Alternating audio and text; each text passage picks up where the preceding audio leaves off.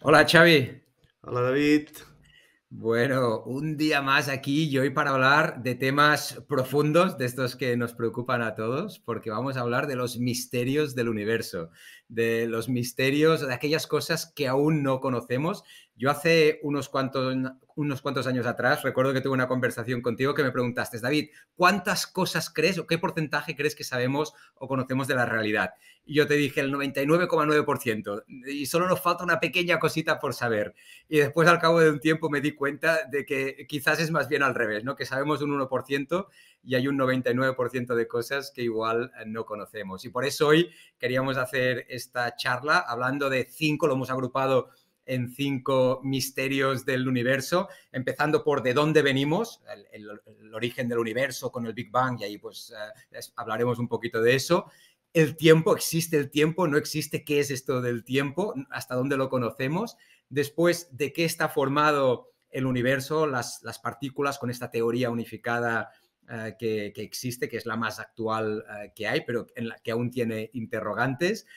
La materia oscura y la energía oscura, y ahí también podríamos poner los agujeros negros, porque sabemos cosas de ellos, pero no todos. Todo esto que es oscuro y negro, pues ahí lo hemos puesto, porque también ahí hay muchos interrogantes. Y la conciencia. ¿Qué es la conciencia? Porque ahí hay visiones distintas sobre de dónde viene la conciencia, de dónde surge. Hay un sexto misterio que no hemos puesto aquí, que quizás dejaremos para otra charla, que es ¿por qué desaparecen los yogures de la nevera, mis yogures? Porque yo los pongo allí y desaparecen. Mi mujer dice que no se los come, pero no están. Entonces, este misterio lo dejamos para otro día. Son Bueno, oye, Xavi, tus amantes que tienes escondidas y que van por allí y te pillan. Este es muy fácil. este... Los me toman el pelo y se los comen. Bueno, pero vamos a temas así profundos y serios, Xavi. ¿Quieres empezar, si te parece, con el origen de todo, de dónde venimos? ¿Qué ideas? Como siempre, ves lanzando tus ideas, yo también iré añadiendo cosas y vamos evolucionando en la conversación. Bueno, primero de todo decirte que esta es una de las charlas que más me apetece hacer porque es la acumulación de 30 o 40 años de búsqueda, tanto tuya como mía, y dónde hemos llegado con los grandes misterios, ¿no? Y con las grandes preguntas, ¿no? Si empezamos por la primera, David, el de dónde venimos, el origen del universo, la respuesta fácil es venimos del Big Bang.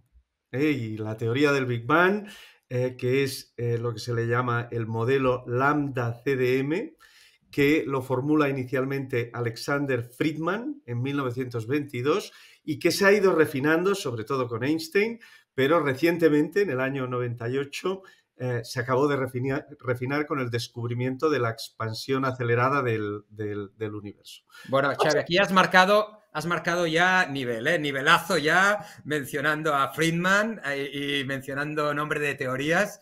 Bueno, más allá de los detalles de las teorías, lo digo para quien nos está escuchando, que no nos vamos a poner tampoco muy técnicos, ¿no? Pero sí que queremos Exacto, saber, obviamente, de dónde vienen las cosas y quién lo está diciendo esto, ¿no? Que no lo dice la señora María esta mañana cuando ha ido a comprar el pan, sino que correcto. son los físicos y los teóricos actuales que están haciendo avances en el campo de la física, ¿no? Bueno, voy a hacer un resumen para gente doomed como tú, Sí. con lo cual es decir, las fases de expansión del universo desde el Big Bang, hay muchísimas fases, pero te las resumiría sobre todo en tres. Hay una que empieza una fase que es la que conocemos, que es la que empieza desde el año 380, desde 380.000 años pasados del Big Bang, que es cuando tenemos al primer fotón, cuando captamos al primer fotón con la radiación cósmica de fondo. Y esa evolución desde 380.000 años hasta la actualidad, que son más de 13.000 millones de años, todo ese periodo es el que más conocemos, que es el que se desarrolla toda la materia, las partículas elementales, después los átomos, las moléculas, las galaxias, los planetas, las tal, y después la vida, y los animales, las plantas, los animales y el hombre, ¿vale? Pero Aquí déjame añadir, Xavi, y tú ahora continúas, pero Brian Cox, que es físico inglés, a mí me gusta mucho, como, para mí es un gran divulgador, y me gusta mucho como lo dicen porque dice, hay gente que me dice, es que esto del Big Bang no me lo acabo de creer, no lo acabo de ver, dice, es que lo podemos ver, miramos al cielo, como tú dices, miramos esa radiación de fondo que nos está llegando en todas las direcciones que miramos, estamos viendo el origen del universo, que se remonta a eso a 380.000 años después del Big Bang, y después aún podemos tirar mucho más para atrás porque lo conocemos bien lo que pasó, pero estamos viendo el Big Bang, por lo tanto, quien no se lo crea, otra cosa es que hay antes de ese Big Bang, ¿no? Pero el Big Bang en sí hay una evidencia apabullante de que sucedió, ¿no? Porque lo vemos más que nada, ¿no? Correcto. Y la primera foto, la foto más lejana, es una foto que se hizo no hace mucho, y que es esta foto famosa de los 380.000 años justo después del Big Bang. Entonces, lo interesante aquí es que hay antes. Y en el antes, básicamente, los teóricos están de acuerdo en que hay dos fases.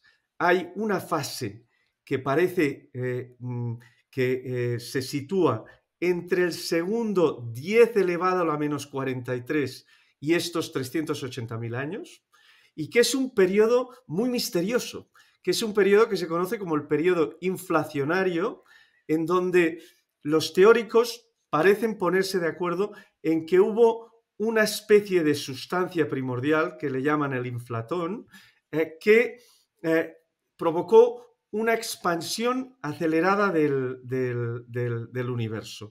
Y lo curioso de este periodo inflacionario es que fue una expansión homogénea. En teoría, mucha gente podría pensar que fruto del vacío que había, se tendría que expandir el universo de manera heterogénea y que habrían zonas del universo vacías. Y no fue así. La verdad es que hubo una expansión homogénea que los teóricos dicen que fue fruto de esta sustancia primordial, que es el inflatón, al cual no hemos podido acceder. Y por tanto, sigue siendo una gran hipótesis. Y el tercer periodo, que es el más misterioso de todos, y es el que menos sabemos de dónde viene, es el de antes del segundo 10 elevado a la menos 43, que se conoce como el tiempo de Planck, y que también se conoce en algún momento como la singularidad, que es el momento en donde parece que se crea el espacio y el tiempo y se crea la materia, ¿no? Entonces es un momento que a todos se nos hace muy extraño, ¿no? Un momento en donde se crea el espacio, se crea el tiempo y se crea la materia, ¿no? Entonces, lo verdaderamente interesante, David, y el verdadero misterio es preguntarnos qué hay antes del Big Bang, si es que esa pregunta tiene sentido, ¿no? Y cuáles son las hipótesis más razonables o las hipótesis que pueden tener más sentido para ver de dónde viene el Big Bang, ¿no? Porque conformarnos con decir, coño, ¿de dónde venimos? El Big Bang. Bueno, ¿y el Big Bang qué es? ¿Y cómo se formó? ¿Y qué hay antes? Y tal y cual, ¿no? Y ahí, si quieres, ahora exploramos porque hay varias opciones, bueno, varias teorías.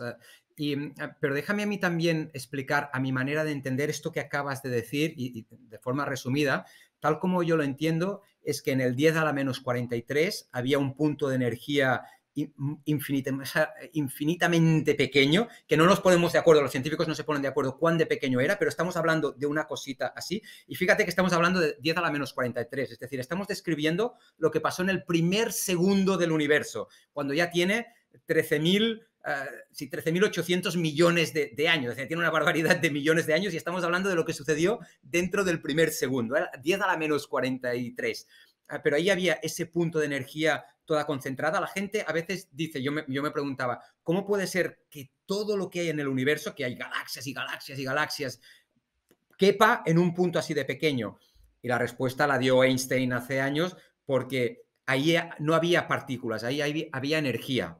Y la energía no tiene tamaño, la puedes poner en el espacio que tú quieras, puede ser así de pequeña, ¿no? Después otra cosa es cuando se transforma en partículas, eso sí que ya tiene un tamaño. Pero 10 a la menos 43. Después hubo un periodo que se llama inflacionario, de la 10 a la menos 43 a 10 al menos 32, que fue ¡pum! y que se hizo del tamaño, más o menos, dicen, de una piscina. No sé si esto es muy acotado, ¿no? Pero del tamaño de una piscina de la que tenemos en el jardín. Eso seguía siendo como una sopa, como un caldo, todo era energía. Pero ahí hubo esa inflación y parece que en ese momento de crecimiento, claro, de algo tremendamente pequeño, más pequeño igual que el tamaño de un átomo, al tamaño de una piscina, y hay una expansión muy rápida y muy brutal, por decirlo así, y parece que ahí todas las fluctuaciones cuánticas que había, pues ya se quedaron como más fijas y más estabilizadas, ¿no? Y a partir de ahí es donde más o menos con un segundo de tiempo se empezaron a formar las primeras partículas. Ahí así que la energía se transformó en partículas, empezaron a formarse los primeros electrones, los primeros protones, etcétera. Y creo, si recuerdo bien, era a los 3 minutos o algo así, ya empezaron a formarse los primeros átomos.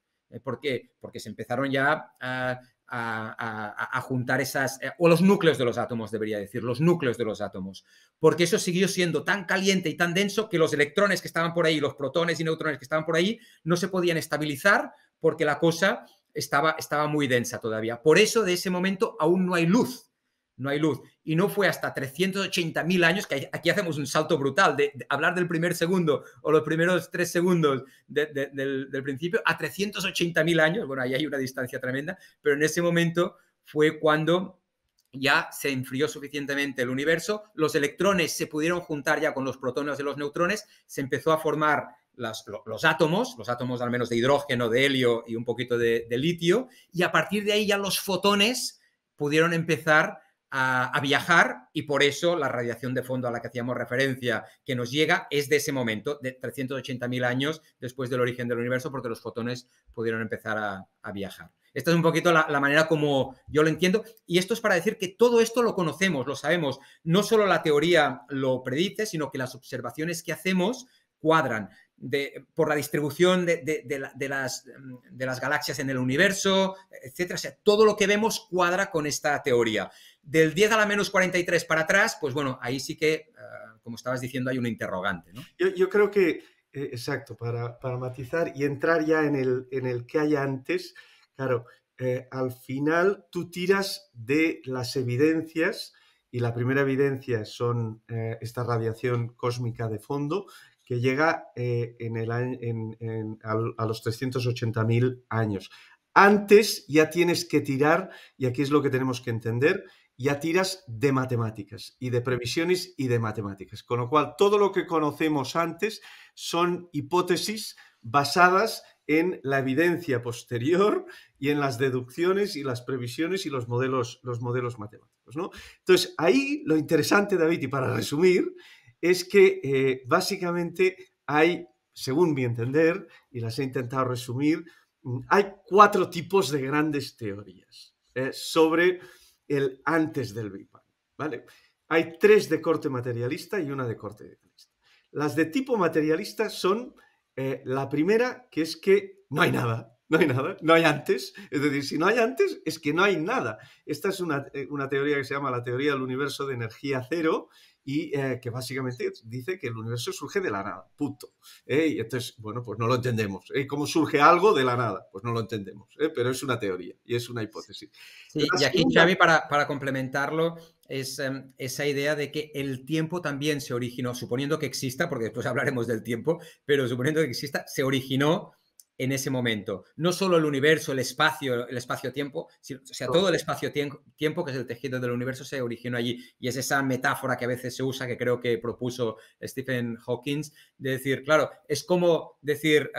nos cuesta entender que hay un origen de tiempo, pero es como decir ir al Polo Norte, ¿no? Tú puedes ir hacia el norte, hacia el norte, hacia el norte, pero cuando llegas al Polo Norte no tiene sentido preguntarse dónde está el norte, es que ya estás. ¿No? Si acaso te vas a ir para el sur, o sea, por lo mismo, te vas tirando para atrás, para atrás, para atrás, y llega un momento que ya has llegado, no tiene sentido preguntarse qué hay antes de ese momento, con esta teoría, no tendría sentido preguntarse qué hay antes, porque el tiempo empezó allí, ¿no? Correcto. Entonces, después hay otro grupo de teorías que son, por ejemplo, la del Near Miss, la del Big Crunch, la cosmología cíclica conforme a inflación eterna, que básicamente lo que dicen es que antes del Big Bang seguía habiendo el mismo universo en un estado básicamente de vacío cósmico. Es decir, habían fases previas a este universo caracterizadas por la existencia básicamente de un espacio frío y vacío. Y a esta energía existente se le conoce en estas teorías como constante cosmológica. Es decir, había un antes en el universo que era básicamente vacío. Ya no hablamos de nada, ya hablamos de vacío cósmico. Y después hay otro tercer grupo de teorías que se han puesto muy de moda últimamente en el ámbito materialista, que es de que venimos básicamente de un universo predecesor que entró en colapso. Son las teorías que se conocen en vez del Big Bang como el Big Bounce, que somos el rebote de un universo previo que entró en un agujero negro y que después del agujero negro creó el universo actual. Físicos como Roger Penrose o como Carlo Rovelli defienden esta hipótesis, ¿no?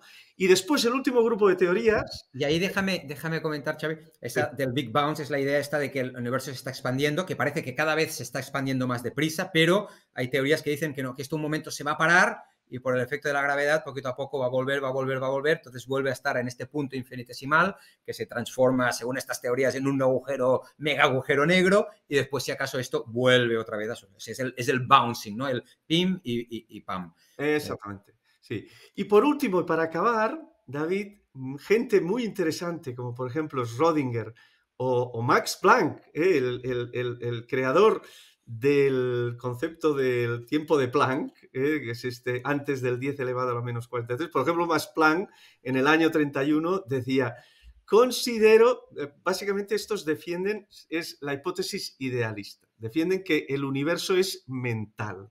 Y básicamente, por ejemplo, Max Planck decía que consideraba que la consciencia es fundamental. Considero que la materia como derivada de la consciencia, no podemos quedarnos detrás de la conciencia. Todo lo que hablamos, todo lo que consideramos existente, postula la consciencia. Es decir, estas teorías dirían de que el universo en el tiempo de Planck se forma de manera mental, a través de una consciencia que no sería simplemente un producto de nuestro cerebro, sino que sería una consciencia cósmica, una consciencia universal. Sí, y bueno, eso claramente tú hablas de materialistas y no materialistas. Bueno, cuando dices materialistas, te refieres a la ciencia, lo que la ciencia puede ver, teorías matemáticas que se intentan desarrollar y después validar si son correctas o no. Después, esta última teoría es más pues una hipótesis, unas ideas muy legítima, pero que no está basada en ningún número ni en nada que se haya podido demostrar. No es para acreditarla o desacreditarla, pero simplemente la contextualizo. Es decir, que... No, pero yo creo, David, que claro, ahí tocas un punto muy importante, que es cómo probar cuáles de estas hipótesis, porque todas son hipótesis y teorías, y son muchas de ellas con mucha matemática detrás, pero son teorías y hipótesis. Pero el problema es cómo probarlas, ¿no? Porque no podemos retroceder más allá de 380.000 años después del Big Bang, y lo único que podemos es inferir y probar en colisionadores de partículas hasta una billonésima de segundo y teóricamente predecir hasta una billonésima de una billonésima de una billonésima de segundo. Pero a partir de aquí, David, solo nos quedan las matemáticas de la física y todo se vuelve especulativo. Todas las teorías de las cuerdas, la teoría de la gravedad cuántica de bucles, las teorías sobre la conciencia, todo es especulativo. Y déjame acabar con una idea este primer bloque. David, si Dios existe, cosa que es una gran teoría especulativa, claramente está en el tiempo de Planck. Bueno, bien, está en el origen del universo, ¿no? Y esto es lo que podría decir el Papa, a los científicos. Vosotros estudiad del tiempo del Planck para adelante, que es lo que la ciencia puede saber, del tiempo de Planck hacia antes, eso dejádmelo a mí, como Papa. Esto lo dice el Papa Francisco y lo dice, no sé si te lo acabas de decir, pero esto, el Papa Francisco, que es un tío muy listo, esto lo dice. Lo había oído que lo había mencionado y claro, tiene sentido. Bueno, donde la ciencia ya no sabe, no puede dar respuestas, pues esto ya lo cojo yo y pongo Dios allí, ¿no? Bueno, me parece bien, como estrategia me parece muy bien. No, yo quiero aquí también añadir no alguna otra teoría, otra concretamente que tengo muy presente, que la propone Brian Greene y otro grupo de científicos, es el físico teórico americano que antes decía, para mí también es un gran comunicador, y él habla de la teoría de cuerdas, que luego exploraremos un poquito más, porque puede ser también el origen de toda, de toda la materia del universo, de las partículas, de que habría unas pequeñas cuerdas vibrando dentro de todas las partículas. Pero él lo que dice, en base a esa teoría de cuerdas, es que esto nos lleva quizás a pensar o nos apunta a que hay multiuniversos, o sea, que hay muchos universos, hay casi diría una infinidad de posibles universos. Se deriva de esa teoría, de la teoría de cuerdas.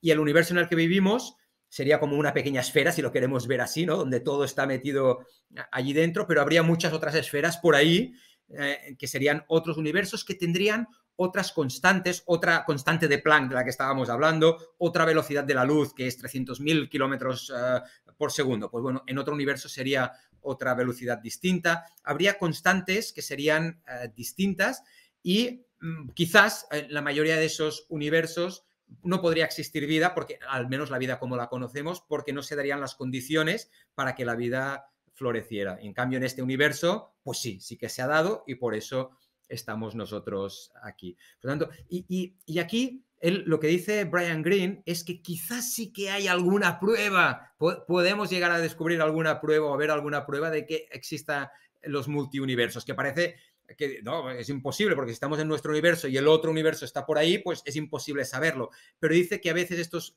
universos pueden colisionar y al colisionar dejan un cierto rastro en esa radiación de fondo cósmica de la que hablábamos. Quizás cuando se pueden hacer mediciones más finas se pueden encontrar unas marcas que serían coherentes con la existencia de este otro universo con el que hemos colisionado. Bueno, especulativo, pero él dice, podríamos llegar a tener algún tipo de evidencia. Muy bien. David, ¿te parece que entramos en la segunda pregunta sobre qué es el tiempo? Yo voy a ser aquí muy provocador, David, y tú me contrastas. Voy a empezar con el titular, David. Yo creo que el tiempo no existe. Y empezamos fuertes. El tiempo, todos entendemos el tiempo de manera lineal y parece que es una cosa que tiene que ser única y igual para todo el mundo. Pero la verdad es que me impactó muchísimo a mí un libro que se llama El orden del tiempo, de Carlo Rovelli, del físico italiano Carlo Rovelli, y él habla de 4 ideas del tiempo muy rompedoras. Las 2 primeras ya las sabemos bastante. La primera es la idea de que el tiempo es relativo, de la teoría de la relatividad de Einstein, de que el tiempo está relacionado con la gravedad, y sabemos que aquellas personas, aquel piloto que va al espacio y vuelve más joven. Y sabemos este concepto de relatividad del tiempo, que ahora si quieres también lo puedes matizar. Yo creo que lo entendemos todos. Bueno, nos cuesta un montón entenderlo, pero al menos lo entendemos un poquito, ¿no? Sí, déjame ahí solo hacer el matiz de este, bueno, mi visión, porque creo que es muy interesante, ¿no? Es verdad, esto es algo que sabemos porque viene de la teoría de Einstein, de la relatividad de Einstein, y que es el espacio-tiempo. No es el espacio que está aquí y el tiempo va por su lado, es el espacio-tiempo, son dos cosas que están juntas.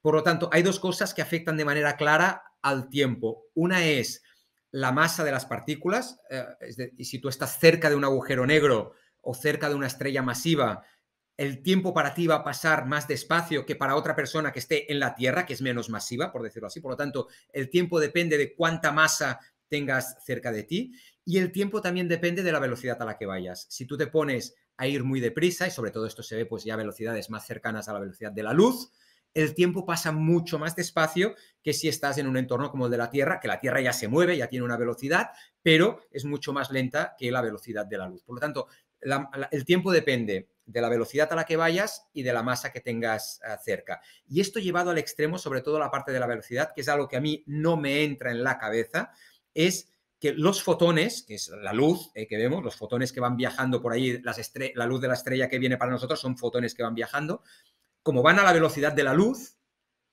para ellos no pasa el tiempo.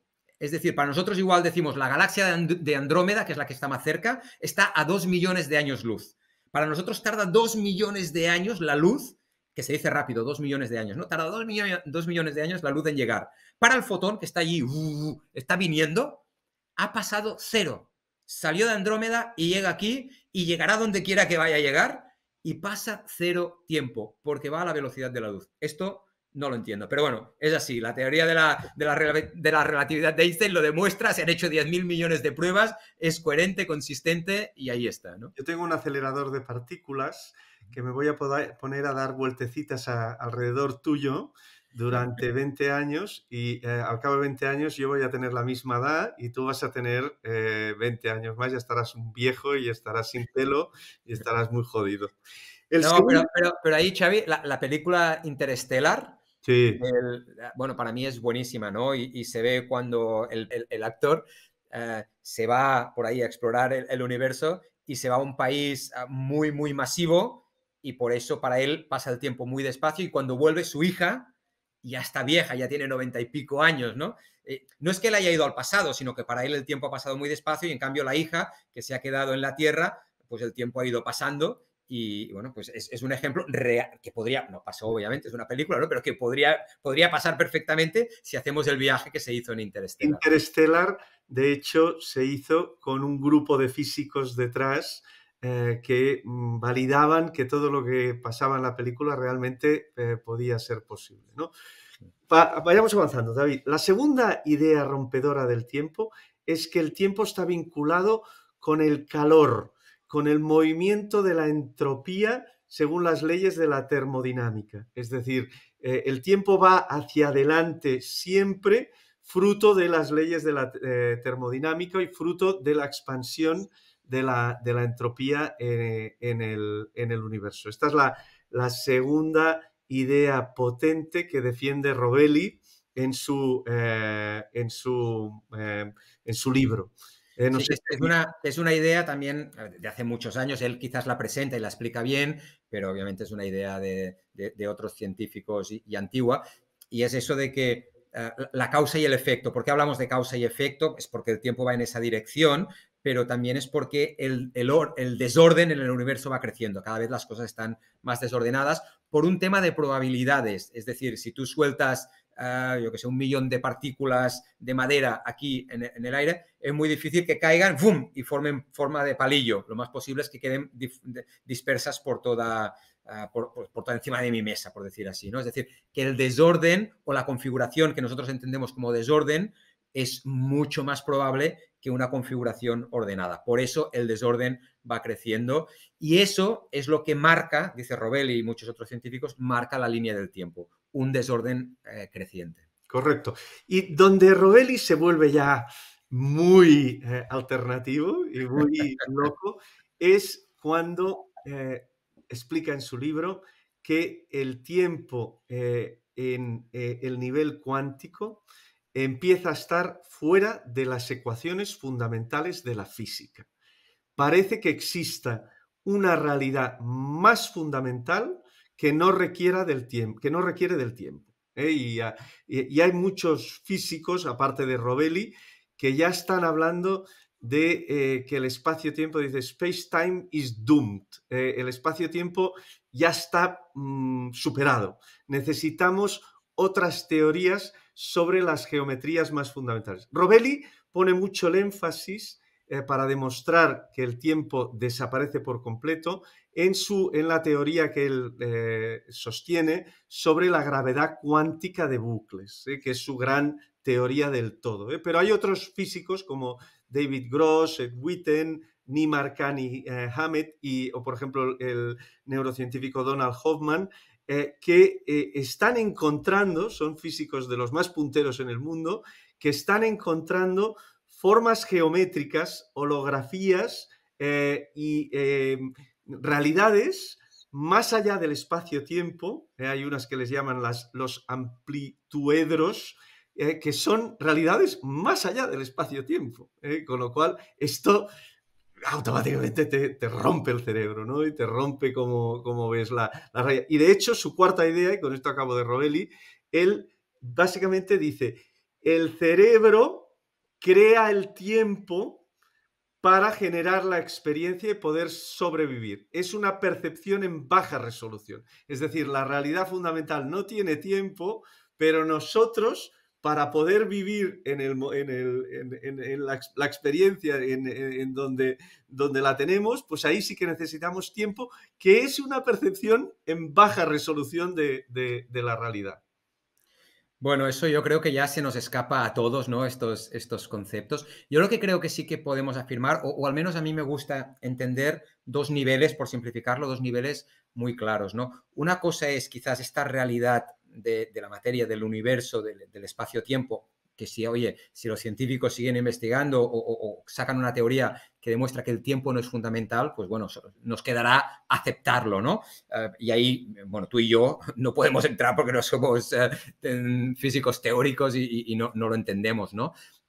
Más allá de tener un interés y de leer y de escuchar. Pero después para mí está el otro nivel, que es el nivel nuestro, humano, que queda muy alejado de esta realidad fundamental del universo, y ahora hablaremos de qué está hecho el universo, de quarks, sabemos, de protones, neutrones, átomos, etcétera, pero estamos ya a un nivel tan elevado, porque nosotros estamos hechos de células, que está compuesto de moléculas, que están compuestos de átomos, y entonces hay tantos niveles por debajo que en nuestro nivel sí que tiene un sentido hablar de un tiempo. Y observamos que, fruto de esa entropía de la que decíamos, que las cosas, el universo se está expandiendo, la entropía está creciendo, y puede ser que sea un tema de nuestro cerebro, no sé, para entender que en nuestra realidad el tiempo tiene un sentido y que hay un antes y hay un después, hay una causalidad.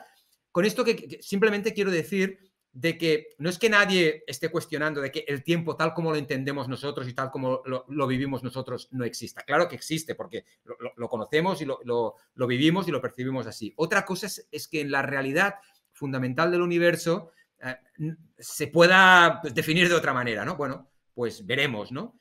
Pero que no pensemos que, oye, que el tiempo no existe, pues ahora me puedo ir para el pasado, ahora me puedo ir para el futuro, ahora para arriba y ahora para abajo, ¿no? No es de esto de lo que estamos Y hablando. de hecho, un buen amigo mío en esta línea que dices me decía, mira, en nuestra escala, que es la escala del hardware de nuestro cerebro, que es de 200 a 5000 Daltons, ahí existe entropía en las reacciones químicas que lo conforman. Y por lo tanto, no podemos entender la realidad sin tiempo.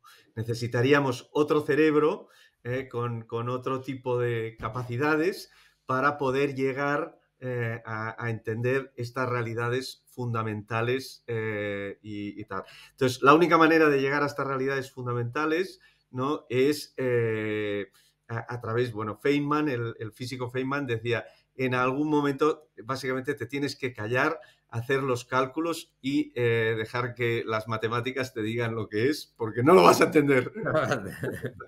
Es así, es lo que decíamos, es un tema de matemáticas, de teorías y que quizás son verdaderas y bueno, hay que aceptarlas, pero nuestra percepción de la realidad no tiene por qué cuadrar con eso que la matemática dice, ¿no?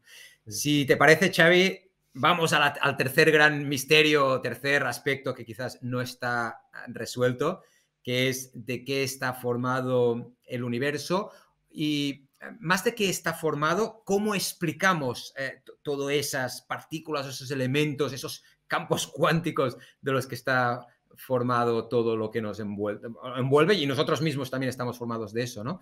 O sea que no es tanto, es un misterio entenderlo, pero es una realidad de que está ahí, ¿no? Si quieres, hable tú, no sé si quieres hablar un poquito del modelo estándar o de la teoría de campos cuánticos o por dónde lo quieres empezar Mira, a empezar. David, ¿de qué está formado el universo? La tercera gran pregunta, ¿de qué está hecho el universo? ¿No?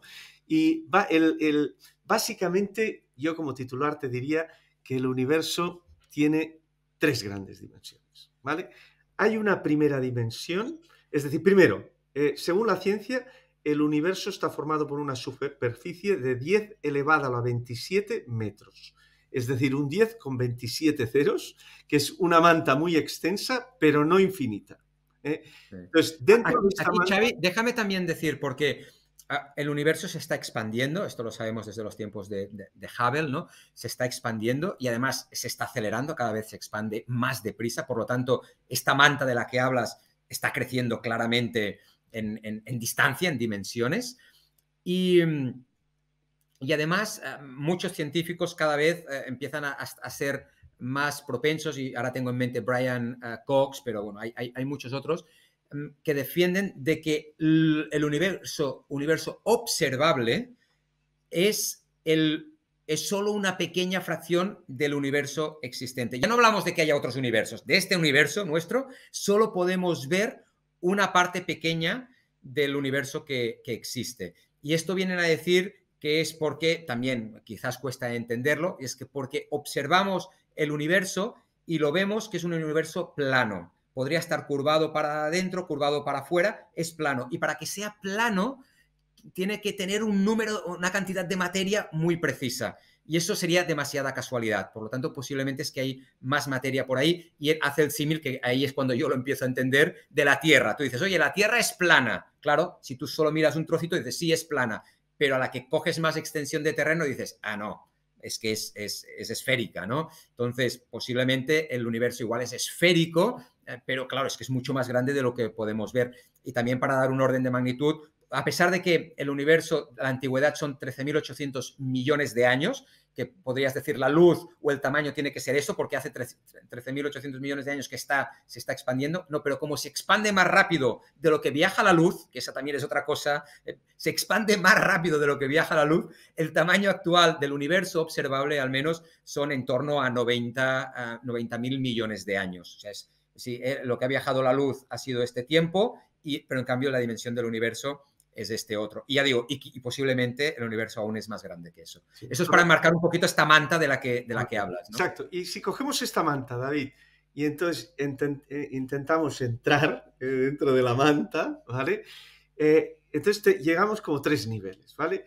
De 10 elevado a la 27 hasta un tamaño de 10 elevado a la menos 9 metros, es decir, un 1 con menos 9 ceros, aquí básicamente operan unas leyes, es el universo clásico, en donde operan básicamente las leyes de la física clásica de Newton y la teoría de la relatividad de Einstein. Y es el universo más conocido, es el que, aunque con la relatividad de Einstein ya se vuelve un poco raro, pero al menos lo conocemos bien, ¿no? Lo interesante viene por debajo, ¿no? De 10 elevado a la menos 9 a 10 elevado a la menos 35 metros, ahí opera otras leyes, que son las leyes de la mecánica cuántica. Y ahí hay cosas muy extrañas. El principio de indeterminación de Heisenberg, la dualidad onda-partícula, el efecto del observador, el entrelazamiento cuántico. Ahí hay un funcionamiento diferente del modelo clásico.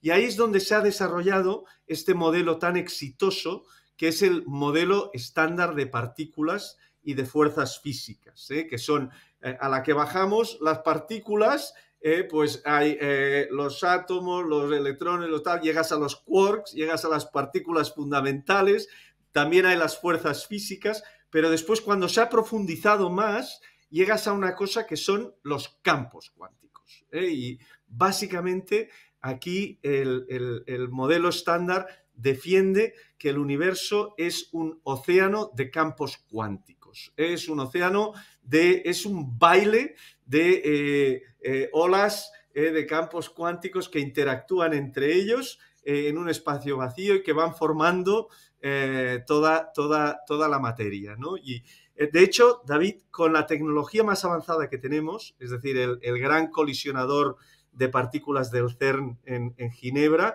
hemos podido acceder hasta 10 elevado a la menos 18, que solo es un tercio del pozo cuántico. Es decir, solo hemos llegado hasta un tercio del pozo cuántico, nos faltan los otros 2 tercios, que ahí deducimos un poco lo que hay y aún se está experimentando mucho al respecto, ¿no? Pero aquí lo que nos tenemos que imaginar es una realidad con campos cuánticos que fluctúan entre ellos y que bailan un poco entre ellos en el universo.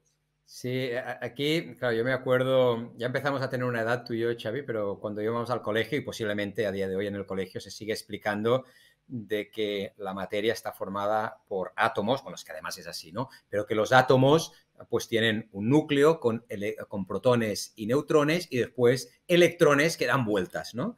Es el modelo de Rutherford, ¿no? Bueno, el físico alemán, si recuerdo bien, ¿no? Que hizo la propuesta del modelo de átomo que nos han enseñado en el colegio.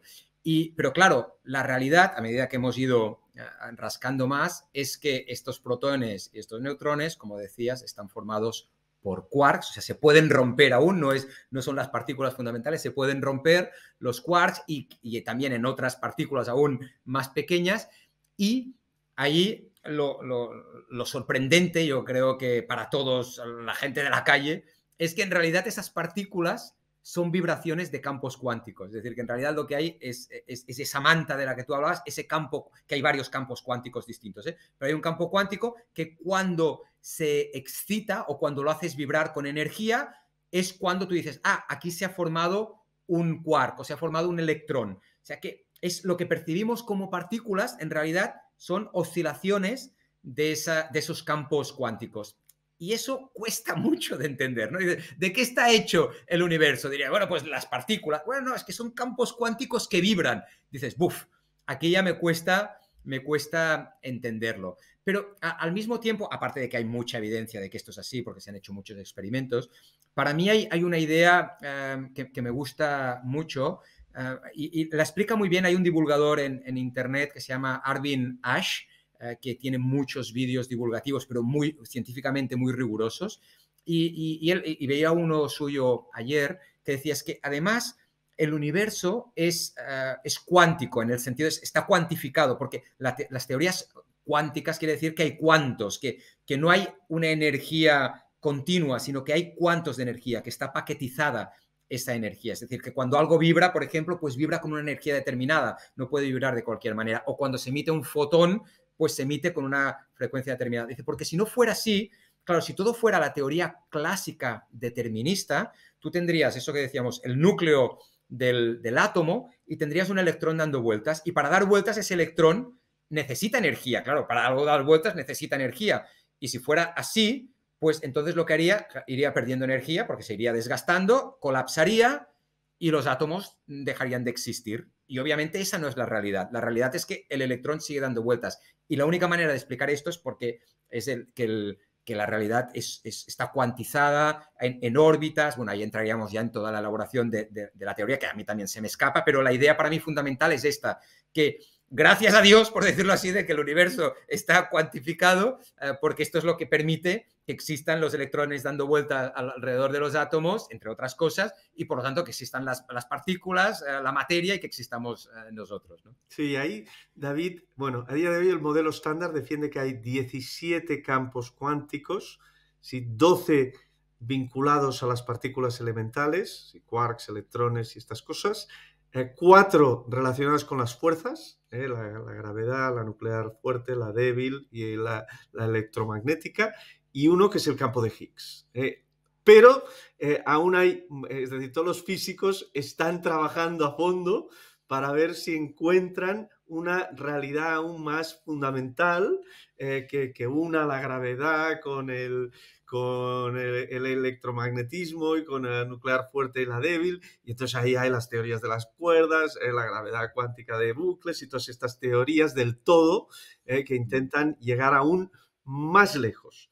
Porque, David, la tercera dimensión, que es cuando ya bajamos por debajo de 10 elevado a la menos 35, nos encontramos de nuevo al amigo Planck, nos encontramos la longitud de Planck. Y es ahí donde las matemáticas ya se pierden, nada puede dividirse, la mecánica cuántica deja de funcionar y nadie tiene ni puta idea de qué hay allí. Es el momento de la singularidad, del Big Bang, y entonces llegamos a Planck. Y Planck, el gran misterio es Planck, que si te fijas, llegamos, tanto si vamos por la vía del tiempo, como hemos dicho, al origen, como si vamos por la vía de la profundidad al origen, llegamos a un punto que está más allá de la cuántica y que está al principio de todo, que es un punto que no comprendemos y que se nos escapa y que está más allá de nuestra comprensión y tal. Lo único que podemos decir de hasta dónde ha llegado la física es que parece, y yo creo que es es decir, lo que a día de hoy la física nos puede ofrecer y la ciencia donde ha llegado a decirnos, oye, aquí no hay partículas elementales, aquí lo que hay en la realidad de fondo es un baile de campos cuánticos. Es decir, si existe Dios, Dios baila con campos cuánticos, y Dios actúa y hace que la realidad funcione a través de campos cuánticos. Para mí el trabajo que están haciendo ahora los científicos, como avance a estas teorías, hablábamos de esa teoría unificada, eso es lo que están pretendiendo, ¿no? Porque con este modelo estándar lo que queda fuera es la gravedad. La gravedad no se ha podido unificar, tú hablabas de estas fuerzas dentro del modelo estándar, que es la nuclear fuerte, la nuclear débil, el electromagnetismo, y después también está el Higgs, que básicamente el campo este de Higgs lo que da es masa a las partículas, ¿no? a los electrones, a los quarks, etc., ¿no? El Higgs da masa. Pero la gravedad, esa deformación del espacio-tiempo, como lo decía Einstein, o esa fuerza de atracción entre partículas lejanas, pues eso no se ha podido integrar. Y es lo que muchos científicos hace muchos años que están intentando, a ver si son capaces de integrar la mecánica cuántica, esta teoría de campos cuánticos, con la relatividad de Einstein. Ese es el gran trabajo, esa teoría unificada, el santo grial que muchos científicos están intentando lograr y que de momento no es posible. Y parece que lo que se apunta es, ¿por qué queremos una fórmula que lo une todo? Porque esto nos permitiría entender cuál es la realidad, la realidad del universo, de qué hay ahí debajo. Y parece que esto lo podemos ver a energías tremendamente elevadas a las que no podemos llegar. Que si subimos mucho la energía, todas esas fuerzas convergen en una sola cosa. Es cuando baja los niveles de energía que se van separando.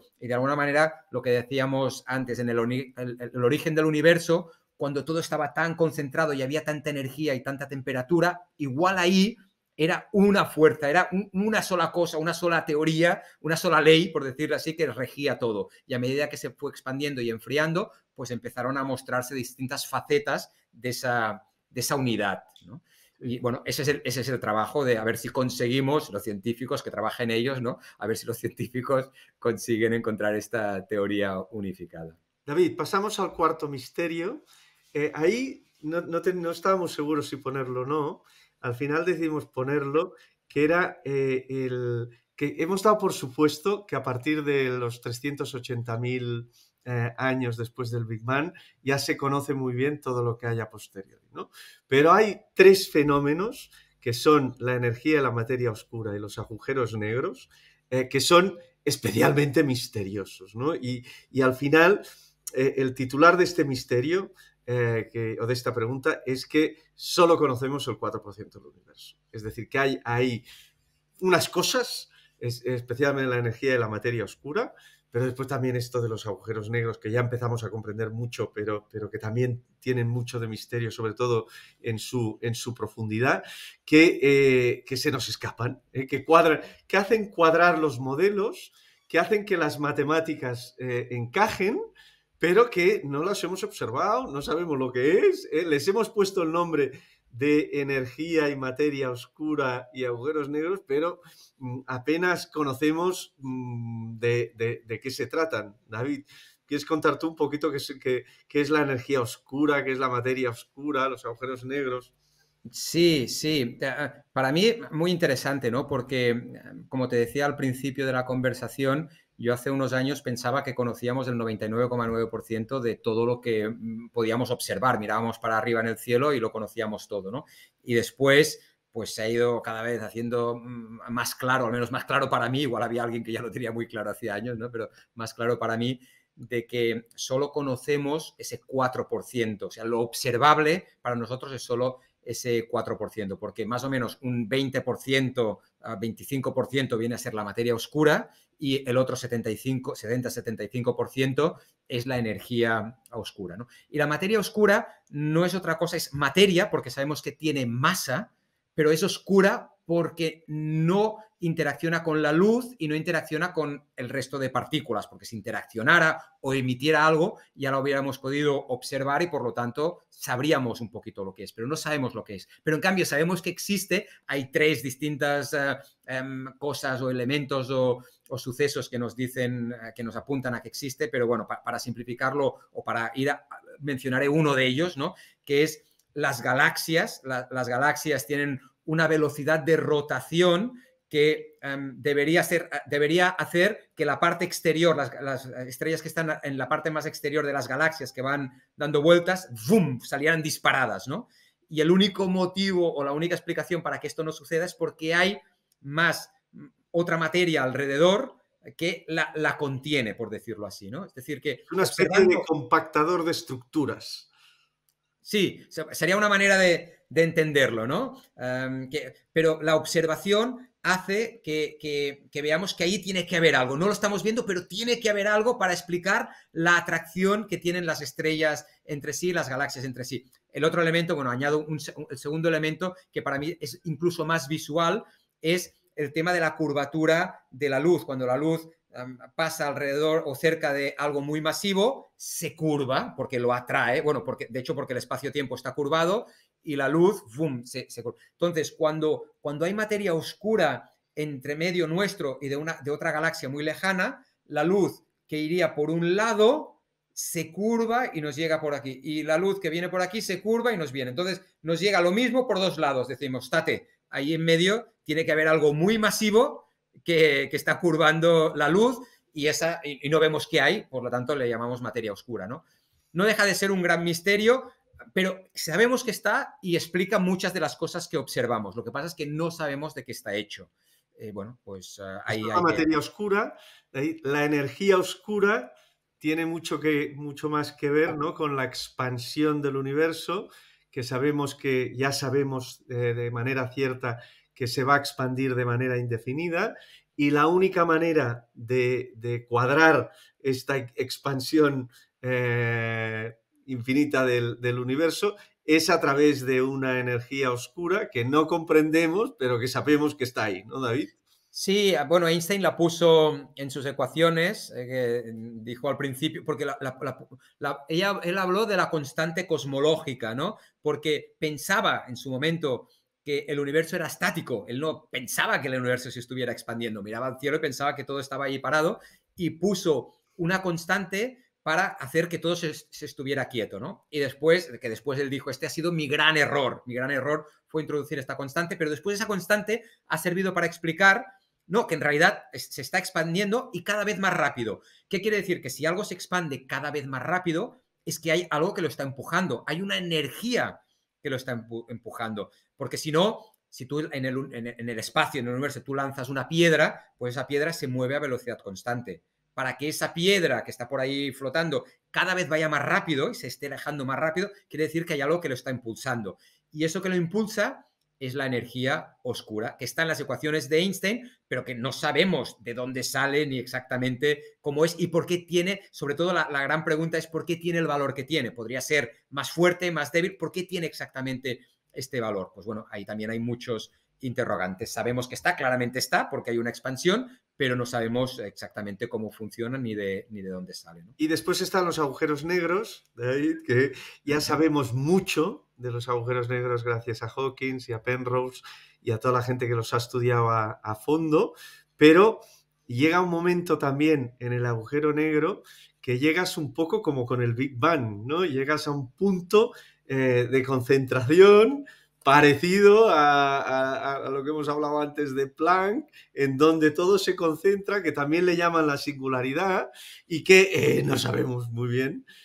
Fíjate que hay físicos que dicen que fruto de eso nacen nuevos universos, con lo cual, bueno, pues ahí entramos claramente en territorio absolutamente desconocido y no sabemos. Y Interstellar es muy bonita también la parte en cuando entran en un agujero negro y Se cómo acercan, sí. se acercan a un agujero negro y cómo ahí pues verdaderamente cambia absolutamente todo, ¿no? Sí, no, la idea del agujero negro tampoco es tan extraña, ¿no? De concepto, en el sentido de que cuando la materia se va condensando o acercando, pasa a ser tan masiva, pasa a haber tanta masa ahí, tanta atracción, que ni tan siquiera los fotones pueden escapar. Es decir, un fotón, una luz, ahí enciendes una linterna que saldría disparada para afuera, pero eso es tan masivo que atrae hasta el fotón y por lo tanto hace que no escape y que tú cuando miras para allí veas algo negro. Por eso le llamamos agujero negro, porque miras,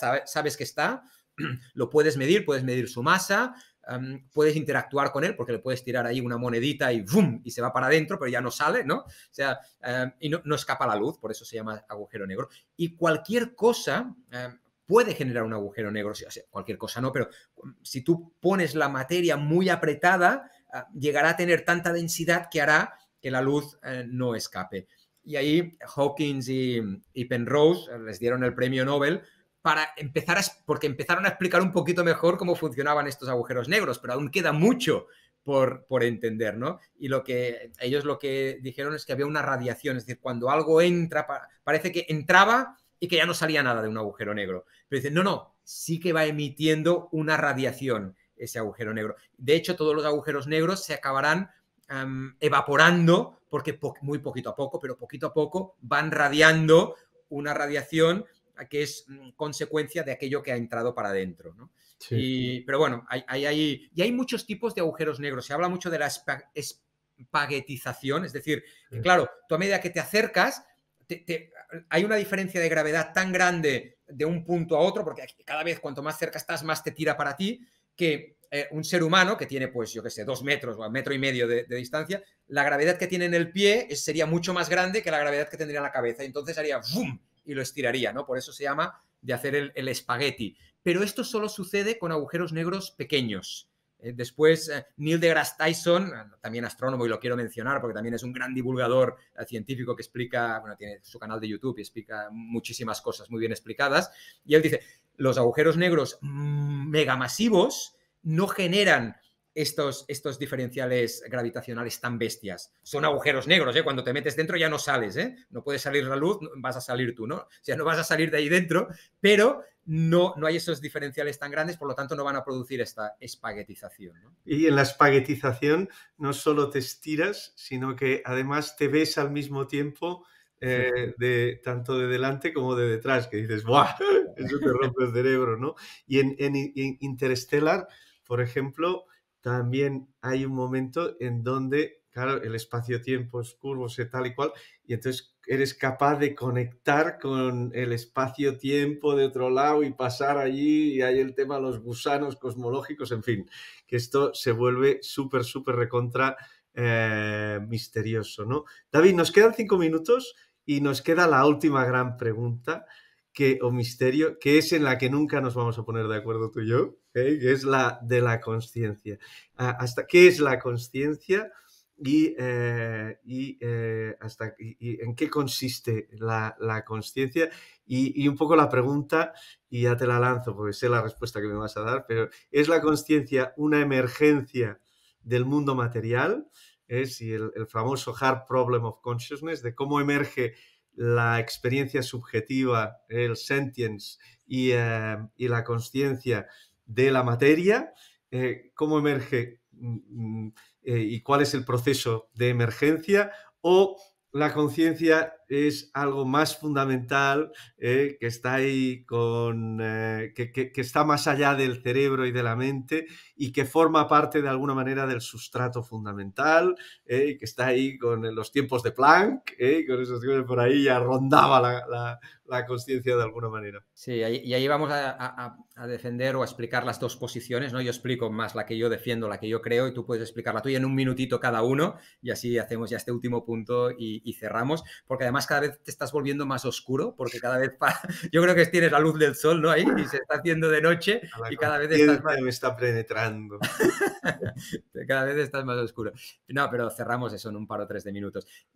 Yo la posición que defiendo yo y que defiende muchos, la mayoría, bueno, yo diría casi todos los científicos, tú ahora me dirás, no, que hay científicos que dicen cosas distintas, ¿no? Pero la mayoría de científicos y neurocientíficos dicen pues que la conciencia es fruto de nuestro cerebro, es una emergencia de la materia, por decirlo de esta manera, ¿no? Y que se ha ido gestando a lo largo de la evolución en la Tierra. ¿Por qué? Pues porque los organismos vivos tenían cada vez que tener con su sistema nervioso, tenían que tener mecanismos para conectarse con la realidad y reaccionar a la realidad que había a su alrededor. Y esto cada vez ha ido haciendo comportamientos más complejos o conexiones más complejas en el sistema nervioso, hasta llegar a un nivel de complejidad tal que bueno, es la conciencia, esta capacidad de saber que existimos, que somos nosotros, de que somos diferentes del de al lado, ¿no? Esa, no solo conciencia, sino autoconciencia.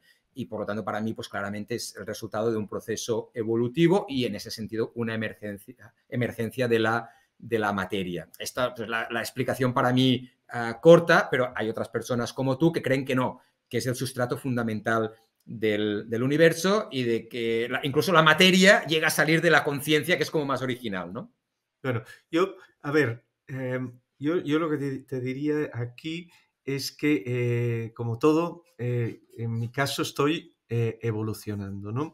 Entonces, yo lo que veo es, por un lado hay las teorías neurocientíficas, ¿no? Que hay alrededor de unas 25 a día de hoy, que se han ordenado en 4 tipos: las de Higher Order, las del Global Workspace Theories, las de la información integrada y las de las Reentry Theories que les llaman, ¿no? Sí, Son, aquí solo, déjame apuntar, Xavi, que efectivamente tú estás diciendo, aún no sabemos cómo funciona esto de aquí dentro. Que una cosa es decir, no, la conciencia es fruto de este proceso evolutivo, otra cosa distinta es que ya sepamos exactamente cómo el cerebro es capaz de generarla. Eso no lo sabemos y por eso hay todas estas teorías que se está estudiando y cada vez se está haciendo más avances, ¿no? que estos los neurocientíficos, ¿qué hacen? Cogen redes neuronales y están intentando entender por dónde circula la conciencia. Ojo en la diferencia de los correlatos neuronales de la conciencia, que es por dónde circula, y el qué produce la conciencia. Son dos cosas diferentes. Una cosa es por dónde funciona y la otra cosa es cómo se produce conciencia, ¿no? Pero es muy interesante, están avanzando mucho, están haciendo un montón de avances los neurocientíficos, pero fíjate, David, hay mucha otra gente que critica en el mundo de la ciencia, que critica todas estas aproximaciones neurocientíficas. Por ejemplo, los que están estudiando la conciencia desde un punto de vista cuántico. Por ejemplo, hay gente, Stuart Hameroff o el mismo Penrose, te dice que la neurociencia de la conciencia es un insulto a las neuronas. Y te lo dicen porque lo que te dice es que cada neurona hay una especie de esqueleto con unos microtúbulos dentro, en donde hay unas estructuras internas que tienen hasta 12 tipos de vibración diferentes, que son los esqueletos de las neuronas. Con lo cual, en una sola neurona hay una entrada de información alucinante. Y en cambio, todas las teorías neurocientíficas están estudiando la neurona como si fuera casi solo información eléctrica positiva o negativa, ¿no? Después hay muchos otros científicos también que están demostrando que hay muchísima información transmitida en el cerebro a través de campos electromagnéticos o corrientes de información que no conocemos por dónde llegan. Y cómo se producen y que afectan directamente a las neuronas, ¿no? Por tanto, hay ahí mucho misterio aún de cómo entra la información en una sola neurona y por tanto en 100.000 neuronas y en 100.000 millones de conexiones neuronales, pues imagínate, para entender verdaderamente qué es la conciencia y cómo emerge esto que es tan especial, David, no lo minimicemos. Una cosa es una cosa objetiva y una realidad material y otra cosa es esta sensación de que existo, esta sensación de que soy real, de que tengo autoconsciencia, de que vivo aquí. Esto no es nada minoritario, es una cosa muy diferencial. Entonces, bueno, pues ahí, y tú lo sabes que en esto divergimos mucho, ¿no? Pues en estados expandidos de conciencia, pues llegas a comprender que igual ahí se está conectando con unas realidades fundamentales que igual tienen que ver con todo esto que hemos venido tratando y que igual estás conectando con algunas de estas partes o fases iniciales del universo. Ves a saber, realmente es una cosa especial y diferencial, ¿no? Con lo cual, yo no me conformo para nada en entender que somos una evolución pura de la materia y que es decir, puedo entender perfectamente que el universo es mental, y que el universo, la base fundamental del universo es la consciencia y creo que hay base para fundamentar las teorías idealistas. Es el famoso dilema de toda la historia de la filosofía entre materialismo e idealismo, ¿no? Las dos grandes confrontaciones en donde hay filósofos ilustres en las dos bandas que han defendido una tesis o la otra.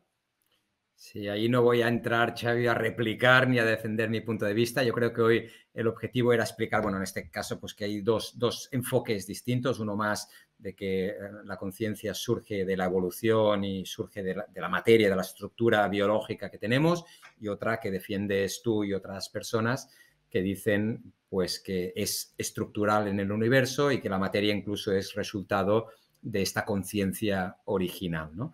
Entonces, bueno, lo dejamos ahí con esos dos enfoques distintos y en otros vídeos, otras conversaciones, pues ya podemos explorarlo más. Y si te parece, Xavi, pues bueno, con estos ya, habiendo explicado estos 5 misterios o cosas que no conocemos del universo, ya cerramos. Pero para cerrar, destaca, si quieres, ¿cuál de estos 5 misterios para ti es el que más te atrae o más te genera ostras, tú, aquí, no sé, el que más te motiva, ¿no? Y después te cuento el mío. Vale, mira, déjame hacer un cierre, David, a mi manera, y pasarme un poco por el forro lo que me acabas de decir para hacer un cierre a mi manera y tú lo haces a tu manera también. Yo lo que diría, David, es que, y hablo un poco de Dios, que sé que te pone muy nervioso, y en el tal. Yo creo que si Dios existe, está en el tiempo de Planck. Creo que el tiempo no existe, y que detrás del tiempo hay una realidad muy extraña. Pienso que el universo es un baile de al menos 17 campos cuánticos. Pienso que aún desconocemos el 96% del universo y desconocemos lo que hay en los agujeros negros. Y creo que si Dios se esconde en algún lado, se esconde en la consciencia. Muy bien, muy bien. Bueno, oye, pues no, me parece buen cierre, un poquito de resumen, o más que de resumen, de posicionarte tú, cómo ves cada uno de los puntos.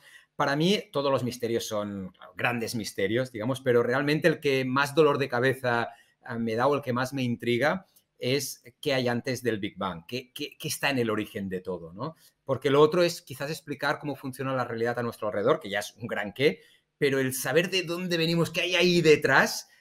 Ostras, la curiosidad me puede, ¿no? Digo, ostras, realmente me gustaría poder rascar ahí, abrir una ventanita y poder saber qué había antes del Big Bang. Pero bueno, posiblemente no lo vamos a saber nunca por lo que decíamos, porque no lo podemos ver y solo podemos formular teorías.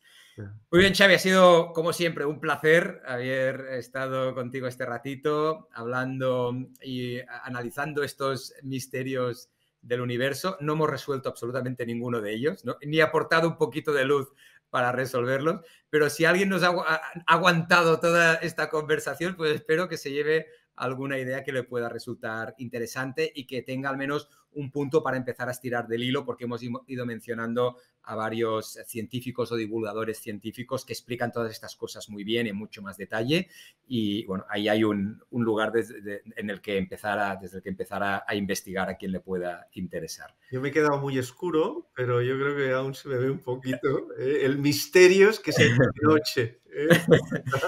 Sí. Bueno, hablamos de materia oscura, energía oscura y cerramos con el Xavi oscuro. Yo creo que es un cierre perfecto. Adiós, Xavi. Hasta la próxima, Xavi oscuro. Adiós. Adiós, David. Placer.